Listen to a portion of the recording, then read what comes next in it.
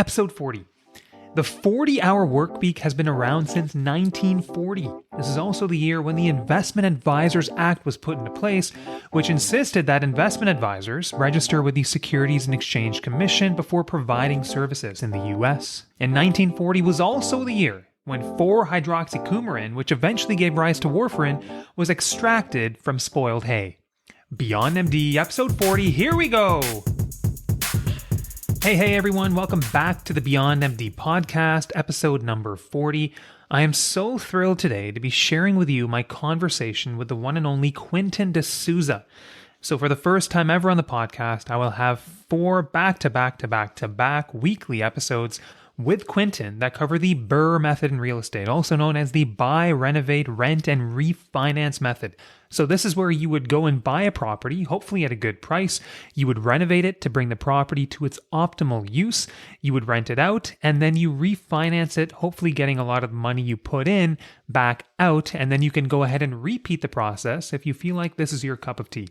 So each week of the podcast, we will be covering one segment of this method.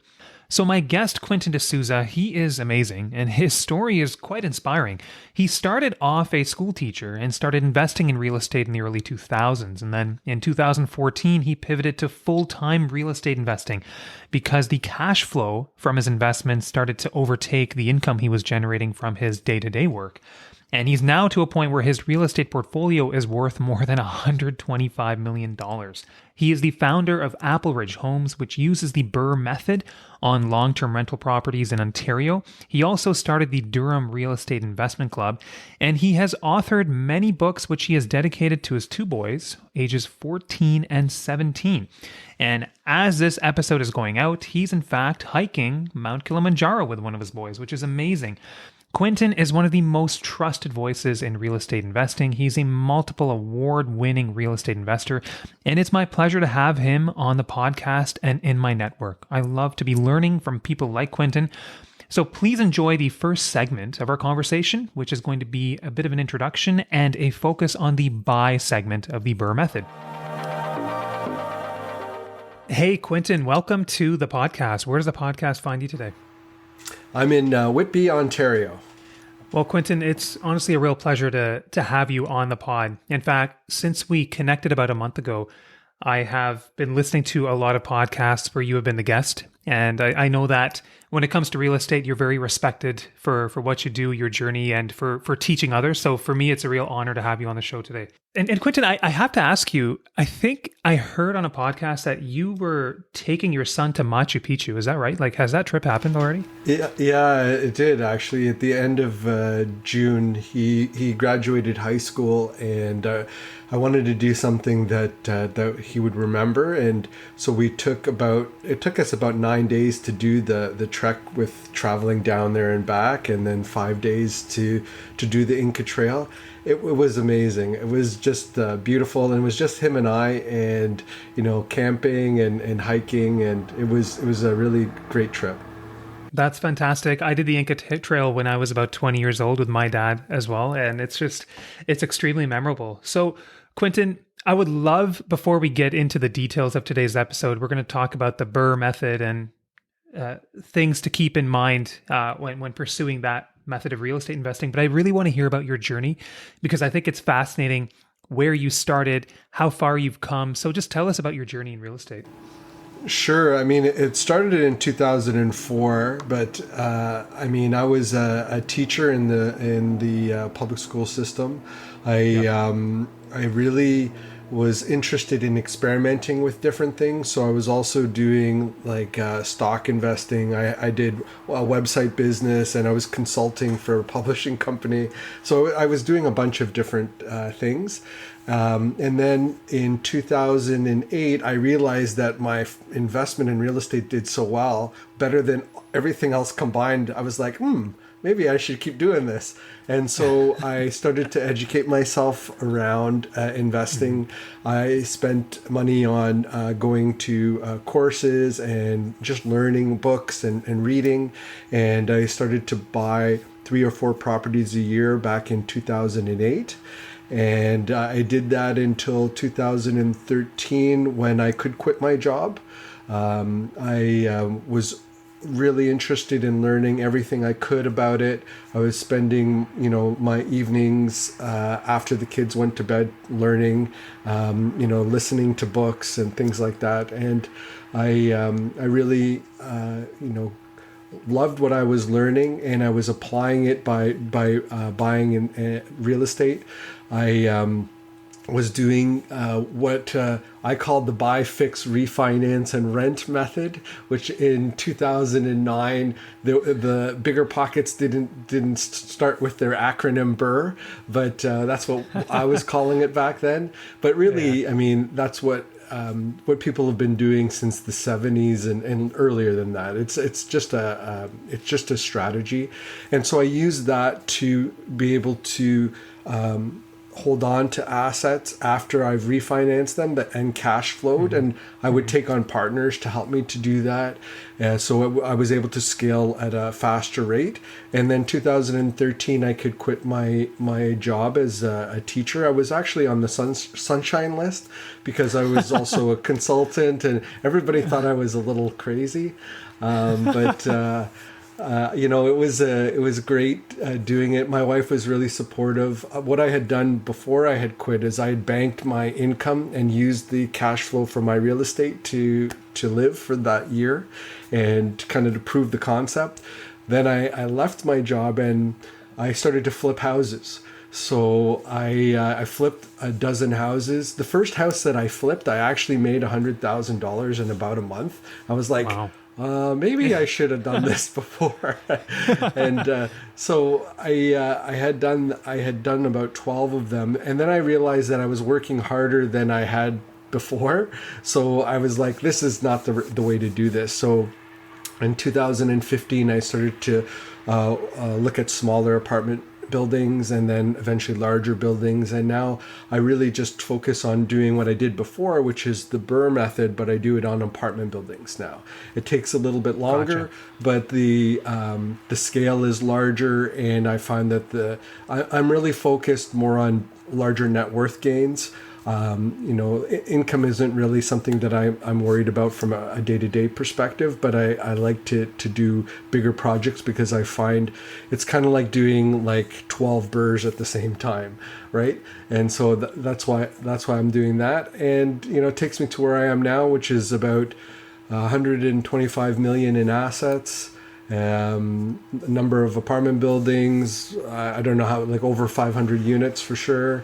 And I've written 6 books along the way. I run a real estate club, the Durham Real Estate Investors Club. I like to talk about real estate, and usually I like to talk to people like you because my wife doesn't want to hear it anymore. So it's makes it easier. So okay, just to back up a second. So 2013, 2014, you decided you were now able to quit your job because real estate was going really well. So what threshold did you have to cross to say, I can quit my job now? Was it your cash flow from your investments at least matching your income as a teacher? Is that kind of it? Or? Yeah, I was probably at about $5,000 a month of clear cash flow with an additional, I probably had a 10 or 15% cushion to be able to do that. So that was what made me feel comfortable. But I had other sources of income that were coming in as well. And it kind of snowballed after that. I should have probably quit sooner because I was actually, people started to approach me, ask me how I did it. They wanted me to coach them. So I started a coaching business. People kept asking me, how do I manage properties? I wrote 2 books on it. Then I started to get a stream of income from those.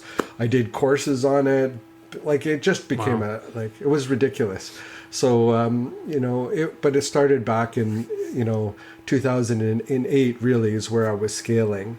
And then 2013, when I decided that I wasn't going, it just didn't make sense anymore to take that income as a teacher, because what I was doing with real estate, I was making cash flow, but I was making huge net worth gains, and I had exceeded what I had in any pension that I would have had, and even more than that from my real estate portfolio. And since then I've 6 or 7 times that. So it's, it just doesn't make sense. So you mentioned $125 million for your portfolio. So somebody may ask, Quentin, why keep going? Why not just stop and enjoy life? Well, my wife has asked me that before, and so it's not an unknown question to me. But it's just something that I really enjoy doing. And I'm good at it. And I think that people should do what they enjoy doing. I still enjoy teaching, so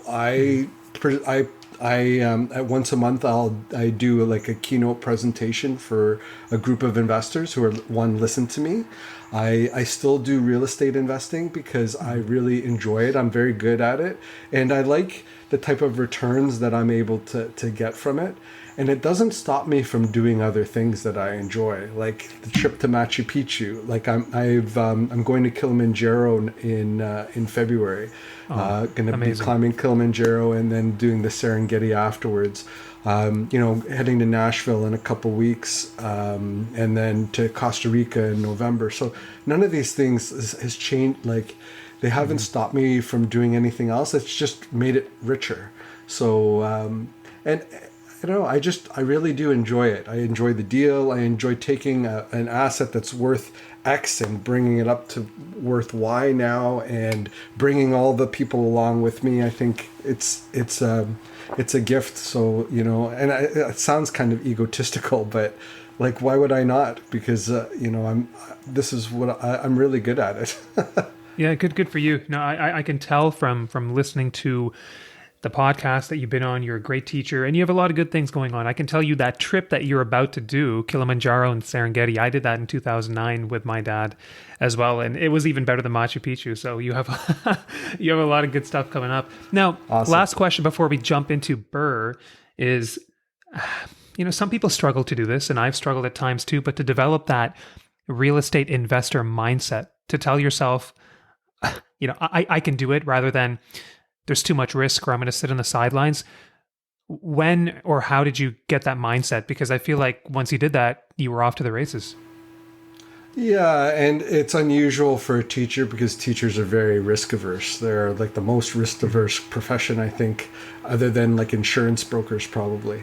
But so it is unusual. But I think what it was is that I understood what risk was, and what I was doing was taking an educated risk.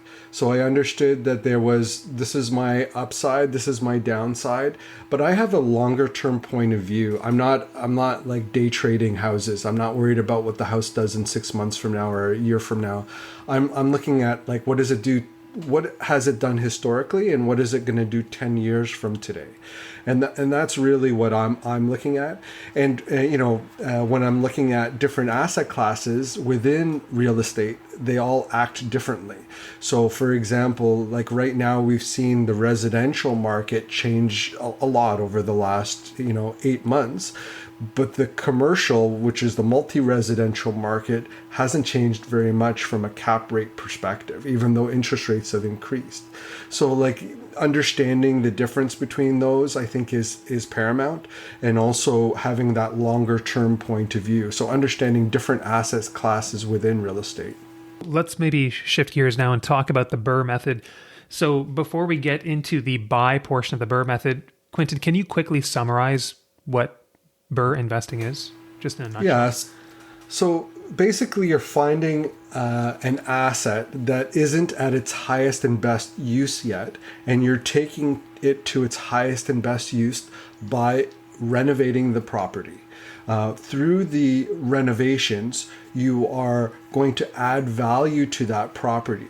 And by adding value to the property, you are making it worth more usually than the cost of the renovations and the cost of what you purchased the property for. And so what ends up happening is you buy that property for $500,000. You put $100,000 in it, but the end after repair value of that property is worth $650,000. That $50,000 is what we often refer to as sweat equity, or the after repair value of the property. Then what we do is we refinance the property at the new value of $650,000. That $650,000 allows us to put less into the property than what we would have done if we were to have just bought it outright at 650,000, right, as a finished product. Right. The key is that the property needs to cash flow positive at that $650,000, and that means that I'm going to continue to hold that property for the long term, because it's going to be cash flow positive, it's in an appreciating area, it's going to do well over time. And so that's the buy, renovate, refinance, and then rent the asset, so hold it for a longer period of time. The challenge that often happens with new investors is they run into a challenge and then they sell their assets because they had a problem with a tenant, or they had a problem with the asset, they didn't know how to fix it, so they sell it. And what often happens is that or they see a little bit of increase in the asset's value and then they sell it.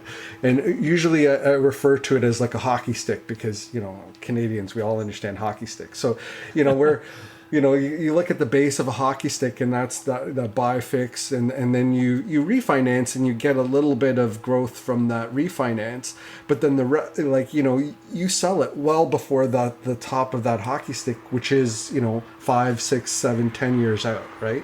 And that's really the key with this type of strategy. So you can imagine some of the properties that we were buying for in 2008, what they're worth today. Right? Oh, like we were absolutely. doing duplexes for like 250,000, right?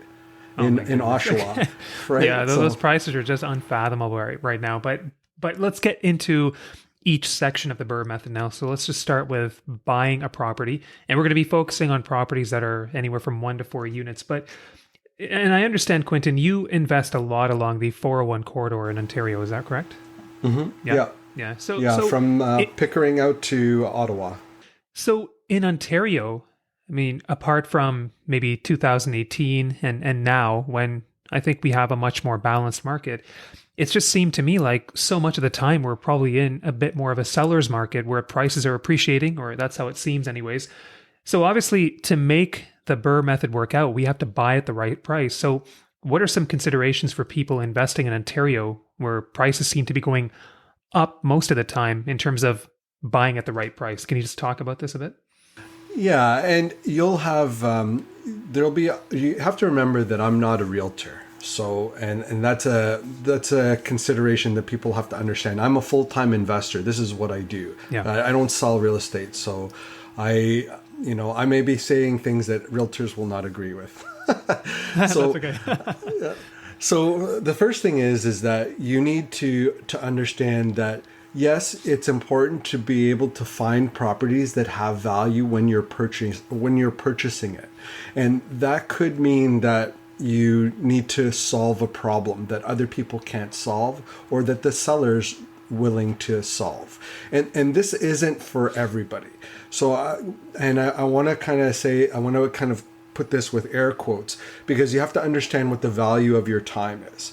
So sometimes if this may be where you're working with somebody else who's doing this, not necessarily you, but it's important to understand the process. So you're buying a property that has some sort of needs work. You're buying a single family home. In order to add the value to the property, you add a basement suite. You buy a duplex, you add a third floor in order to do a triplex, because you're adding value. In Toronto, you might be taking a single family home and bringing it up to a triplex. That's how you add enough value so that you can be cash flow positive on the asset in the end. Like usually you're buying it and doing something to that asset, knowing that like you're buying it with some equity in it. And that can be a challenge in a market where it's very competitive. So I don't buy a lot of stuff off the MLS.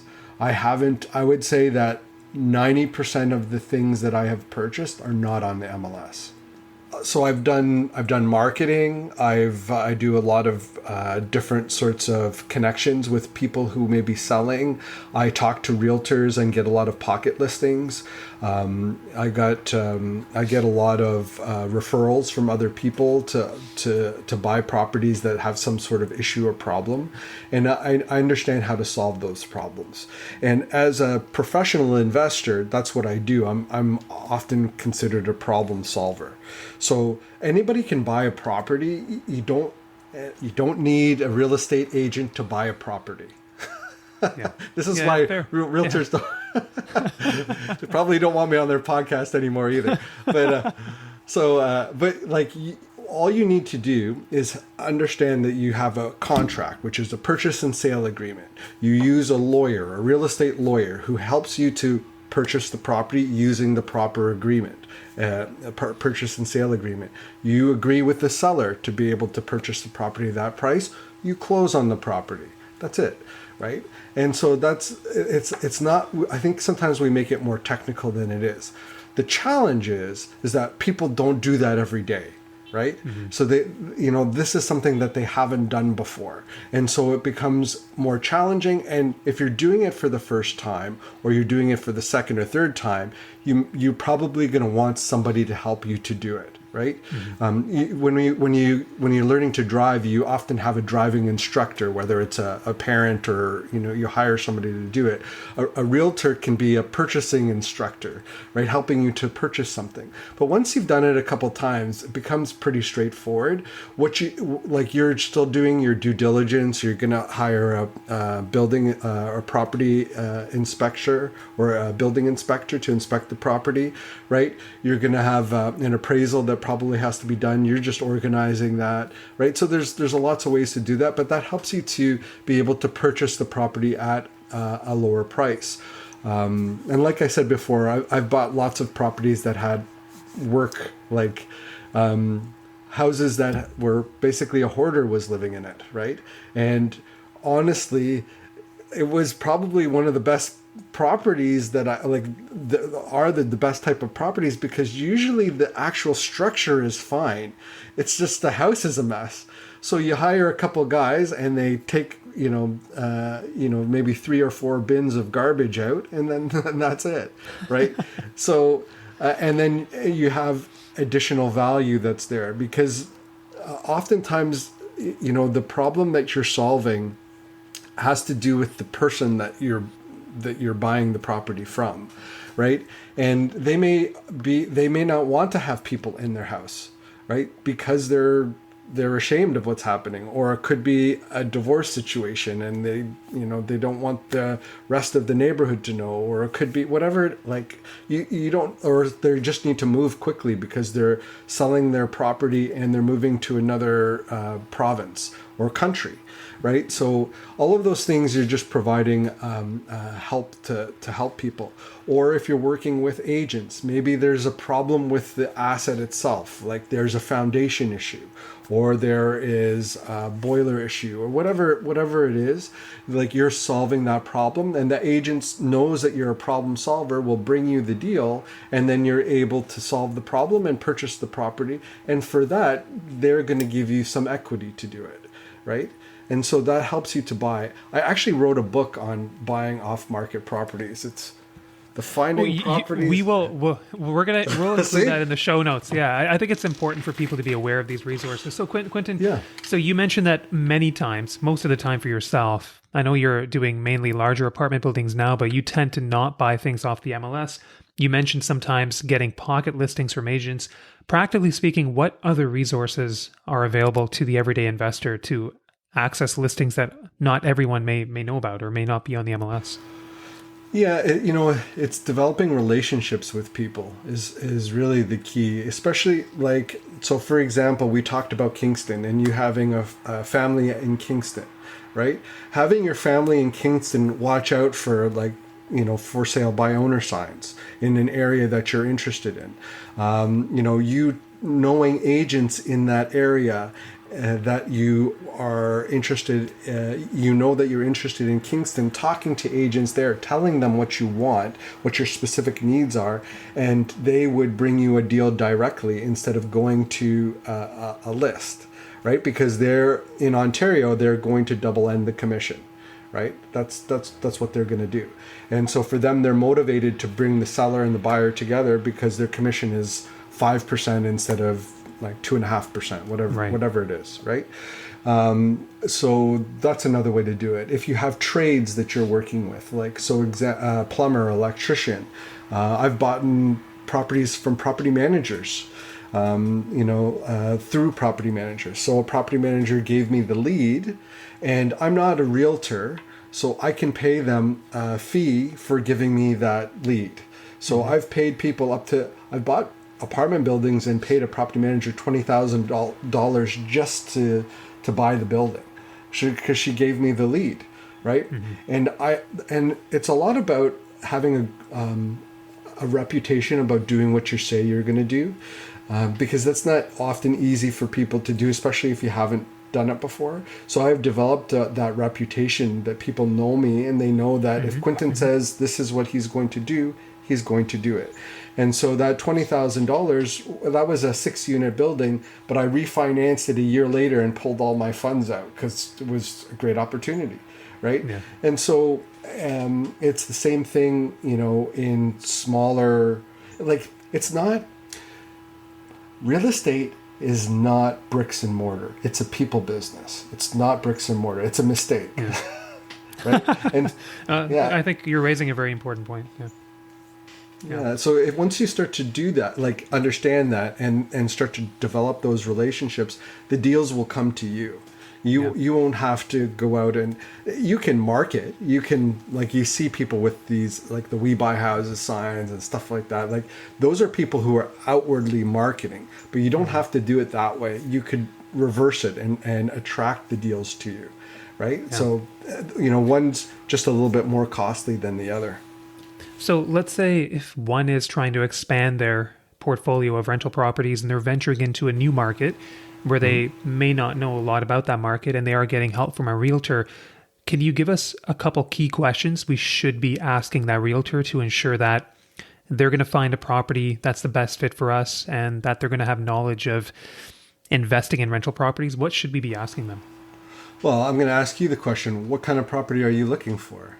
Because that's what a realtor would do, right? So you should have a criteria of trigger points, like what price point you're looking at, what type of property. Is it a detached house? Is it a townhouse? Is it a semi-detached house? What are your criteria? Because as a realtor, first of all, they need to know what your criteria is, because they may have somebody right now who's going to be able to, they could sell you their property, right? So you have to have that criteria. If I'm interviewing an agent because I want to have them be part of my team, I want to know, first of all, how many investment properties do you own? When was the last time you bought an investment property? Do you do long-term holds? Are you just flipping?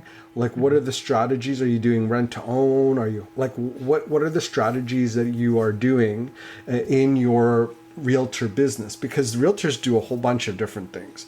Also, where are those properties? Are you buying them in, like, because somebody might say to you, like, I specialize in investment properties and I buy, and then you're okay with it, but you find out that all they do is pre-construction condos, and you're looking for, duplex conversions. Well, it's not going to help you, right? Yeah. So you have to really narrow down what it means to them to have an investment property. Also, ask them for a pro forma. Ask them to analyze a property or send you an analysis of a property that they've done, because then you could see how they understand what cash flow is. What is, how do they include a maintenance fee? Do they include a vacancy fee? Do they include a property management in there? Because all of those things are things that you're going to need. If not today, it will be later. And if you don't include those fees in there, you're going to be cash flow negative. And that's not what we want from an asset. That's called the liability, not an asset, actually. So I think there's in a my lot books. of, no, I think there's a lot of really valuable nuggets in that answer there. So thank you, Quentin. Now, recently when I was looking for a property, honestly, I spent hours on hours looking at listings. I had a spreadsheet where I was basically putting in the projected purchase price, what I could get from rent, and tallying all those costs that you just mentioned. But it took me a long time to go through properties. So my question is, when you're analyzing properties, do you have a few key metrics that you'd like to focus on? Sometimes we're told about cash on cash, we're told about cap rates, but I'm just wondering, how do you screen properties when you're looking to buy? Yeah, so what I would say is that I've developed a trigger point. So depending on the market, I'll have a trigger point, and that trigger point will help me to identify what makes sense and what doesn't make sense in a market. So, for example, if I was going to Kingston and I was looking for like a duplex in Kingston, for example, I know what the rents are typically for a 3-bedroom and 2-bedroom in Kingston. I'll probably end up with gross rents of about, let's say, $4,200. So at $4,200, I know that if I can buy a duplex for under $600,000, I'm going to be cash flow positive because I'm working backwards from the rents and all my expenses to that amount. So that immediately limits the type of a number of properties that would be available to me at that particular price. So that means that if that would probably drop your list down to like maybe 4 or 5, but maybe it would drop it down to 0. So then what you need to do is then what I would do is I would talk to realtors in the area. Realtors are the best resource for figuring out what makes sense and what doesn't make sense. You can ask them, does it make sense? Am I going to be able to buy a $600,000 property that's a duplex in Kingston? And if they say, no, that's not reasonable, or, yes, in today's market, because we've shifted a little bit, you could put down offers at 600,000, then that would make sense. The other thing is I need to understand the areas where I'm buying, right? I don't want to buy in a crappy location with a lot of crime and all I'll be dealing with is headaches or C-class tenants, right? Or D-class tenants. I really want to have B-class tenants because that's where I find is a sweet spot for me. And so that means that areas are important. So I'll look at a map, right? And I'll look at the different areas of Kingston, and there'll be areas where I stay away from, and I'll be in areas that I'm interested in. So how do you develop that map? Well, I would go to a property management company to develop that map, not a realtor. They have different motivations. Okay. Yeah. So property management company can tell you, well, I'm not going to manage a property if you pick it up here, but I will manage a property if you pick it up here. Right. And so you can go and develop those relationships, and they can tell you, this is a B area. This is a C area. Stay out of this area. This is all you're going to get is student rentals here. Like they can tell you that because that's what their experience is, and that's what they do from a day-to-day basis. Right. There are some realtors that are also run property management companies. And I think that's okay. I think that works fine. You just have to make sure that they can share with you that type of understanding of the area, because it's different than somebody who's just, this is what the purchase price is and it makes sense. So it's layering those together. Those filters will help you to not look all over the place, right? You'll immediately say, oh, these 5 or these 2 are the ones that make sense. All right, that is section 1 of the BRRRR method, focusing on buying a rental property. I hope there were some useful pieces of information for everyone. So Quentin has written several books. I want to make sure that people are aware of these, so I will include them in the show notes. And for my podcast, you can also start to watch videos from the previous episode 39, on my YouTube channel, Beyond MD. Check that out. My website, beyondmdpodcast.com, is also running now. You can listen to episodes there, and I will be publishing blog posts from time to time. Connect with me, follow me on LinkedIn and Instagram. And if you are enjoying the material, I would be so grateful if you leave a rating or review or simply reach out to me for any feedback. And just to get that multiplier effect going to help Beyond MD reach new heights, if you like the podcast, I'd be so grateful if you share it with 2 people that you know. So until next week, stay well, stay savvy.